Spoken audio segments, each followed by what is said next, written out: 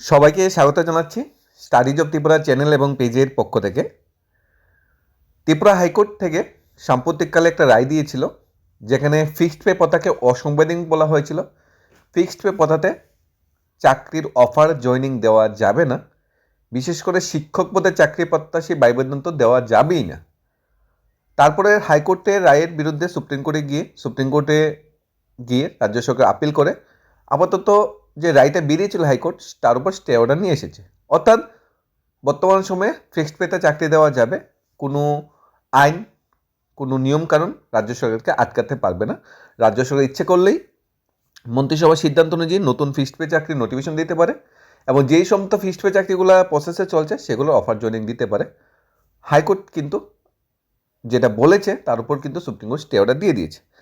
এখন কিছু কিছু চাকরি অ্যাডভার্টাইজমেন্ট যেগুলো বেরিয়েছিল, যেগুলো সর্বশেষ পর্যায়ে আছে, এই চাকরির প্রসেসগুলো নিয়ে কিন্তু বিরাট বড় কোশ্চেন জাগতে শুরু করেছে। অফার জয়েনিংটা কেন হচ্ছে না? অফার হয়ে যাচ্ছে, জয়েনিং হচ্ছে না, বা অফার জয়েনিং হচ্ছে না। বারবার ফিক্সড পে রুলস রেগুলেশন হাতে ধরে দেওয়া হচ্ছে বেকার চাকরি উদ্দেশ্যে ভাই বোনদের। কেন? হাইকোর্টের রায়ের ফলে সুপ্রিম কোর্ট স্টে অর্ডার দিয়ে দিয়েছে। সুপ্রিম কোর্ট কি না করেছে ফিক্সড পে চাকরি দেওয়া যাবে না? রাজ্য সরকার কি না করেছে আমরা ফিক্সড পেতে চাকরি দেব না? তাহলে ডিপার্টমেন্ট বা দপ্তরের এরকম দুমুখী ব্যবহার কেন, সেটা বুঝে উঠে পারা যাচ্ছে না। বর্তমান সময়ে ত্রিপুরা রাজ্যে বেশ কিছু চাকরির শেষ পর্যায়ে চলছে।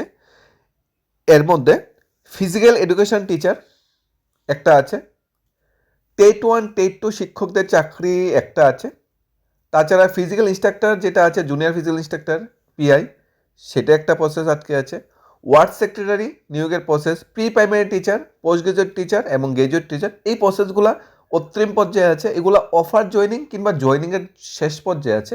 এই প্রসেসগুলো কেন ধীরগতিতে চলছে, সে বিষয়ে কিন্তু কোশ্চেন জাগতে শুরু করেছে। প্রথমত এই বিষয়ে একটা প্রতিবেদন উঠে এসেছে, সেটা আমরা দেখে নিই। সরকারি নিয়ম অনুযায়ী 1 বছর ধরে সবকটা পরীক্ষার বেড়াজাল পার করে আসা পরীক্ষার্থীরা 3 মাস সময় ধরে অঘোষিত এক পরীক্ষার সম্মুখীন। যে পরীক্ষার কোনো প্রশ্নপত্র নেই, আছে শুধু দাদা। বিভিন্নভাবে তাদের ডিলে করানো হচ্ছে, বিভিন্ন অজুহাতে তাদের ডিলে করানো হচ্ছে। দপ্তর থেকে তাদের বারবার হতাশ করে ফিরে দেওয়া হচ্ছে। কত সময়ে কত মার্কসের পরীক্ষা সেটা তারা জানে, সেটা পরীক্ষা দিয়েছে, কিন্তু বর্তমান সময়ে যে পরীক্ষার সম্মুখীন হচ্ছে তারা, সেখানে কোনো মার্কস নেই, শুধু ধৈর্য আর প্রদর্শন। এই দপ্তরটা হলো মাননীয় মুখ্যমন্ত্রীর দপ্তর। বিষয়টা মুখ্যমন্ত্রী জানা আছে কিনা এই বিষয়ে বিস্ময় পোষণ করেছে শতাধিক অফার বিলি বন্টন হয়ে গিয়েছে, জয়নিং দেওয়া হচ্ছে না। সময় 3-4 মাস পেরিয়ে যাচ্ছে। কোশ্চেন উঠে এসেছে ফিজিক্যাল এডুকেশন টিচারের জন্য। কিছুদিন পরে টেট 1 টেট 2 অফার বিলি বন্টন করা হবে। Post graduate teacher, graduate teacher, junior PI কিংবা আমাদের ফায়ার সার্ভিস, জেল পুলিশ কিংবা আমাদের ওয়ার্ড সেক্রেটারি অফার বিলি বন্টন করা হবে। সেই পথেও কি জয়নিংয়ের জন্য চাকরি প্রত্যাশী ভাই বোনদের বসে থাকতে হবে? অজুহাতটা কি দেওয়া হচ্ছে জয়নিংয়ের জন্য, সেটাও এখানে বলা হয়েছে। ফিজিক্যাল এডুকেশন টিচারের জন্য যোগ্য প্রার্থী বাছাই চলছে টানা 2 বছর ধরে। সব পরীক্ষা, কোচিং প্রতিযোগিতা, সরকারি দপ্তর নিয়মকানুন শেষে 106 জনকে বাছাই করা হয়। তাদের হাতে অফার দৌড়ানো হয় 2025 সালের নভেম্বর মাসে। নভেম্বর, ডিসেম্বর, জানুয়ারি, ফেব্রুয়ারি পেরিয়ে এখন মার্চ মাসে এসে পৌঁছেছে। নভেম্বর 2025-এ তাদের উপর অফার তুলে দেওয়া হয়। নিয়ম মেনে 106 জন অফার জমা দেয় সেই বছর ডিসেম্বরের প্রথম সপ্তাহে। এরপর শুধুই চলছে অপেক্ষা, কাউকে আর পোস্টিং দেওয়া হচ্ছে না, অর্থাৎ জয়নিং দেওয়া হচ্ছে না, অফার বিলিবন্টন করা হচ্ছে। গোটা প্রক্রিয়া শুরু হচ্ছিল 2023 সালের শেষে। 2024 সালে শর্টলিস্টেড ফলে প্রত্যাশীরা যে কারণে কাজ করতে সেই সব কাজকর্ম ছেড়ে বাড়ি চলে এসেছে। অর্থাৎ সবাই প্রাইভেট স্কুলে চাকরি করতো বা অন্য কোনো চাকরি করতো, সবাই সেই চাকরি থেকে রিজাইন দিয়ে দিয়েছে, কারণ নতুন চাকরিতে জয়েনিং করতে হবে, অফার পেয়েছে, অফার জমা দিতে হবে। আগের চাকরি থেকে রিজাইন না দিলে নতুন চাকরিতে জয়েনিং করা যাবে না। কিন্তু তীরে এসে আটকে যাচ্ছে মতো অবস্থা এখন চলে আসেন সবাই। ডিসেম্বরে অফার জমা দেওয়ার পরও কেন পোস্টিং দেওয়া হচ্ছে না, এই বিষয়ে শিক্ষা দপ্তরে বারবার জানার চেষ্টা করে কিছুই জানা সম্ভব হয়নি। এর মধ্যে ফেব্রুয়ারি মাসে যাই ফিক্সড পে নিয়ে আদালতে রায়, শিক্ষা দপ্তর নিজেরা অবস্থান দাঁড়িয়ে অজুহাত খুঁজে পান। শিক্ষা দপ্তর তরফ থেকে দায়িত্বপ্রাপ্ত অফিসারকে জানিয়ে দেন এই মামলা শেষ না হলে কিছু করা যাবে না। এই মামলা শেষ না হলে কিছু করা যাবে না, এটা একটা কথা হলো? এটা একটা বক্তব্য হলো? সুপ্রিম কোর্ট তো স্টে অর্ডার দিয়ে দিয়েছে। আর সুপ্রিম কোর্টে কেস হওয়ার আগেই তো অফার বন্টন হয়ে গিয়েছে নভেম্বর মাসে। তাহলে এতদিন ফিক্সড পে কেসের রায় বেরোনোর আগে কেন অফার বন্টন মানে জয়নিং ব্যবস্থা করা হয়নি?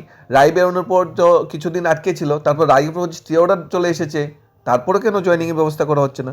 সেটা কিন্তু কোশ্চেন থেকেই যাচ্ছে। অগত্যা সবাই খালি পেটে অপেক্ষা ছাড়া চোখের সামনে আর কোনো পথ দেখতে পায়নি। হাইকোর্টের আইনে সুপ্রিম কোর্ট গেল, রাজ্য সরকার প্রত্যাশা মতো স্টে অর্ডার হাতেও পেল, অর্থাৎ ফিক্সড পেতে চাকরি দিতে সরকারের কোনো অসুবিধা রইল না। কিন্তু সব শেষ হয়ে যায় সেই অজুহাত যে ফিক্সড পেতে কীভাবে দেবো। ফের জুতোর সুতকলি ক্ষয় করে সেকেন্ডারি এডুকেশনে ছুটছেন সবাই নিজে জানা গেছে নিয়ম মেনে অর্থ দপ্তরের সাই পেয়েই সেকেন্ডারি এডুকেশন দপ্তরে এই চাকরিগুলো অফার বন্টন করা হয়েছিল, অর্থ দপ্তর থেকে পারমিশন নিয়ে অফার বন্টন করা হয়েছিল। কিন্তু তাতে পোস্টিং দিতে আপত্তি কোথায়? দপ্তরের দায়িত্ব আজও জানাচ্ছে সব হয়ে যাবে খুব তাড়াতাড়ি, তবে তাড়াতাড়ি কবে নাগাদ সেই জবাব কারো কাছে নেই। রোজ একই জবাব শুনতে মানে হচ্ছে এই 100 জন চাকরি প্রার্থীদের। এখন একটাই প্রশ্ন, এই অপেক্ষার পর কবে শেষ হবে? এরা ভাই অনেকেই আবার ভিন্ন রাজ্যে নানা বেসরকারি স্কুলে বড় প্রতিষ্ঠানে এতদিন চাকরি করে এসেছে এবং অফার হাতে পাওয়ার পর পাকাপাকিভাবে এখন বর্তমানে ওই চাকরি ছেড়ে দিয়েছে। বর্তমানে ওই বেকাররা পাকাপাকিভাবে বেকার চাকরিরত সে ভাই বোনদের লাইনে অবস্থান করছে। এদের এই দুর্দশা কি জানেন দপ্তরের মন্ত্রী তথা মুখ্যমন্ত্রী নিজে? সেটা কিন্তু কোর্টে এসেছে, অর্থাৎ তীরে এসে তরি আটকে যাচ্ছে 106 জন শারীর শিক্ষকের। অফার বিল বন্টন হয়ে গিয়েছে, জয়নিংয়ের ব্যবস্থা করা হচ্ছে না। এখন কি টেট 1 টেট 2 তো অফার বন্টন করা হবে, জয়নিং ব্যবস্থা কি হবে? কোশ্চেনের উত্তর কিন্তু একটা আছে, এটা হলো 15th ফিনান্স কমিশনে যে ফান্ড ত্রিপুরা সরকারকে দিয়েছে, ত্রিপুরা রাজ্য সরকারকে দিয়েছে, তার মেয়াদ মার্চ মাসের মধ্যে শেষ হয়ে যাচ্ছে। অর্থাৎ 15th ফিনান্স কমিশনের কাছে মানে পর্যাপ্ত অর্থ হয়তো নেই সরকারের কাছে, আর্থিক অবস্থা সরকার হয়তো এতটা সচল নয় যে তাদের জয়নিং দিলে তো বেতন দিতে হবে। তাই সম্ভাবনাময় পরিস্থিতি থেকে আমরা আজ করতে পারছি যে এপ্রিল মাসের থেকে 16 ফিনান্স কমিশন অর্থ আসা শুরু করবে, তখন হয়তো এই অফার জয়নিংয়ের ব্যবস্থাগুলো করা হবে। অর্থাৎ আমরা আশা করছি এপ্রিল মাসে টেট 1 টেট 2 চাকরি বাতিতে অফার জয়নিংয়ের ব্যবস্থা হবে। এপ্রিল মাসে এই যে শারীর শিক্ষকরা 106 জন তাদের জয়নিংয়ের ব্যবস্থাও হবে, এবং এপ্রিল মে মাসে ওইতে প্রাইমারি টিচার, তাছাড়া আমাদের পোস্ট গ্রাজুয়েট টিচারের যে পরীক্ষা হয়েছিল তার একটা অফার জয়নিংয়ের ব্যবস্থা হয়ে যাবে। এসটিজিটির হয়তো কিছুটা সময় লাগবে, কিন্তু আশা করছি আমরা তারপর এপ্রিল মে মাসের ভিতরে সমস্ত চাকরি প্রসেস যেগুলো আটকে ছিল সেগুলো একটা সমাধান সূত্র বেরোবে। স্পেশাল এক্সিকিউটিভ বাদে জেল পুলিশ ও ফায়ার সার্ভিস সবটা একটা সমাধান সূত্র বেরোবে, সেটা আমরা আশা করছি। আর ফিক্সড পের যদি কোনো অজুহাত দেখানো হয় দপ্তর থেকে বা আধিকারিকরা, তাহলে সেটা সত্যি খুব অমানবিক হবে, কারণ ফিক্সড পে কোনো বাধা নয়, ফিক্সড পে কোনো মানে উপলক্ষ নয় এই চাকরির জয়নিং দিতে বা চাকরির অফার বিলি বন্টন করতে। এখন দপ্তর কি চাইলেই শারীর শিক্ষকের হাতে অফার বিলি জয়নিংয়ের ব্যবস্থা করতে পারে? সেটাও কিন্তু কোশ্চেন জেগে থাকে, কারণ গ্রিন সিগন্যাল কিন্তু প্রত্যেকটা ক্ষেত্রেই লাগবে। সংশ্লিষ্ট দপ্তরের মুখ্যমন্ত্রী বা সংশ্লিষ্ট দপ্তরের মন্ত্রী যদি যতদিন না বলে তাদের জয়নিং দেওয়ার জন্য, ততদিন কি তাদের জয়নিং ব্যবস্থা করা হবে?